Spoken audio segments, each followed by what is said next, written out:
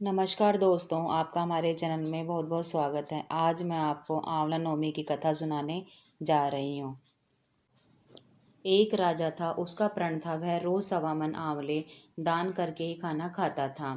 इससे उसका नाम आंवल्या राजा पड़ गया। एक दिन उसके बेटे बहू ने सोचा कि राजा इतने सारे आंवले रोजाना दान करते हैं, इस प्रकार तो एक दिन सारा खजाना खाली हो जाएगा।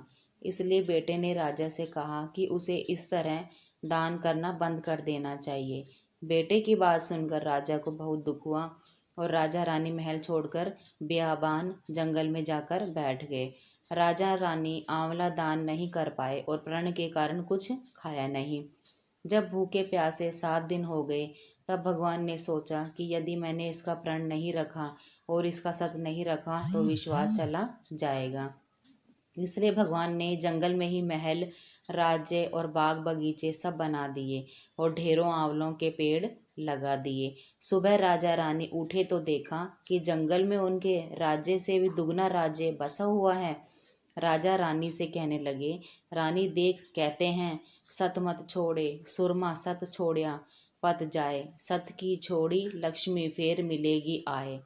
आओ नहा धोकर आंवले दान करें और भोजन करें। राजा रानी ने आंवले दान करके खाना खाया और खुशी खुशी जंगल में रहने लगे। उधर आंवला देवता का अपमान करने व माता पिता से बुरा व्यवहार करने के कारण बहू बेटे के बुरे दिन आ गए।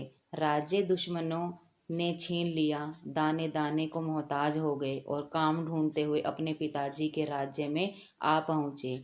उनके हालात इतने बिगड़े हुए थे कि पिता ने उन्हें बिना पहचाने हुए काम पर रख लिया। बेटे बहू सोच भी नहीं सकते कि उनके माता पिता इतने बड़े राज्य के मालिक भी हो सकते हैं, सो उन्होंने भी अपने माता पिता को नहीं पहचाना। एक दिन बहू ने सास के बाल गूंथते समय उनकी पीठ पर मस्सा देखा। उसे यह सोचकर रोना आने लगा कि ऐसा मस्सा मेरी सास के भी था। हमने ये सोचकर उन्हें आंवले दान करने से रोका था कि हमारा धन नष्ट हो जाएगा। आज वे लोग ना जाने कहाँ होंगे। यह सोचकर बहू को रोना आने लगा और आंसू टपक टपक कर सास की पीठ पर गिरने लगे। रानी ने तुरंत पलटकर देखा और पूछा कि तू क्यों रो रही है। उसने बताया कि आपकी पीठ जैसा मस्सा मेरी सास की पीठ पर भी था। हमने उन्हें आंवले दान करने से मना कर दिया था, इसलिए वे घर छोड़कर कहीं चले गए। तब रानी ने उन्हें पहचान लिया, सारा हाल पूछा और अपना हाल बताया। अपने बेटे बहू को समझाया कि दान करने से धन कम नहीं होता बल्कि बढ़ता है। बेटे बहू भी अब सुख से राजा रानी के साथ रहने लगे। हे भगवान, जैसा राजा रानी को सत रखा वैसा सबका रखना। कहते सुनते हुकारा भरते, सारे परिवार को सुख देना।